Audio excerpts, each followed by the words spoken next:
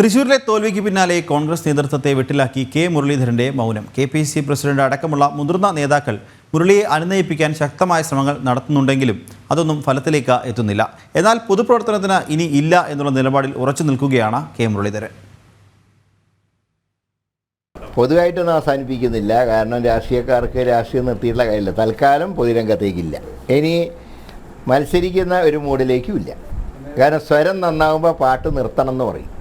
ഇനി ചെറുപ്പക്കാർ വരപ്പോൾ ഞാൻ മാറി ഷാഫി വന്നപ്പോൾ ഭൂരിപക്ഷം കൂടിയതുപോലെ ഇനി അടുത്ത തവണ തൃശ്ശൂർ ചെറുപ്പക്കാർ വരട്ടെ മത്സരിക്കാൻ. നിയമസഭയിലേക്കും കുറേ ചെറുപ്പക്കാർ വരട്ടെ. ഇനി മത്സരരംഗത്തില്ല. ലോക്സഭാ തെരഞ്ഞെടുപ്പിലെ തൃശൂരിലെ വലിയ പരാജയം കോൺഗ്രസിന് കനത്ത തിരിച്ചടിയാണ് ഏൽപ്പിച്ചത്. ഇതിന് പിന്നാലെ തോൽവിയിൽ മണനൊന്ത് കെ മുരളീധരൻ പൊതുപ്രവർത്തനം അവസാനിപ്പിക്കുന്നുവെന്നുകൂടി പറഞ്ഞതോടെ അത് പാർട്ടിക്ക് ഇരട്ട പ്രഹരമായി. മുരളീധരനെ അനുനയിപ്പിക്കാനുള്ള എല്ലാ വഴികളും പാർട്ടി നോക്കി. KPCC പ്രസിഡന്റ് കെ സുധാകരൻ മുരളിയുടെ വീട്ടിലെത്തി സമവായ ശ്രമം നടത്തി. ഏതു പദവി വേണമെങ്കിലും നൽകാമെന്ന വാഗ്ദാനവും പാർട്ടി മുന്നോട്ട് വെച്ചു. വയനാട് എന്തെങ്കിലും പറയാതെ അദ്ദേഹത്തിന്റെ തീരുമാനം വരാതെ ആലോചിക്കാൻ പറ്റുമോ?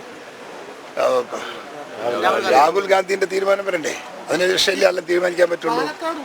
എന്തായാലും അതിന് അവരുടെ പരാജയത്തിന്റെ കാരണത്തെക്കുറിച്ച് നമ്മൾ അന്വേഷണം തുടങ്ങി. എല്ലാത്തിനും ഫിറ്റാണ് അദ്ദേഹം. He is fit for every post. Be proud of mister Muraleedharan. ഏത് പോസ്റ്റ് കൊടുത്താലും മുരളിയ പോസ്റ്റ് ഭംഗിയായി കൊണ്ടു നടക്കും ഞങ്ങളുടെ വിശ്വാസമാണ്. പക്ഷേ എടുത്ത തീരുമാനത്തിൽ ഉറച്ചു നിൽക്കാനാണ് കെ മുരളീധരന്റെ തീരുമാനം.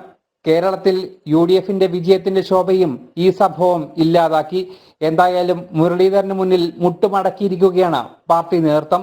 തിങ്കളാഴ്ച കെ മുരളീധരൻ തന്റെ നിലപാട് മാധ്യമങ്ങളോട് പറയുമെന്നാണ് ഏറ്റവും ഒടുവിൽ ലഭിക്കുന്ന വിവരം. ജനം, കോഴിക്കോട്.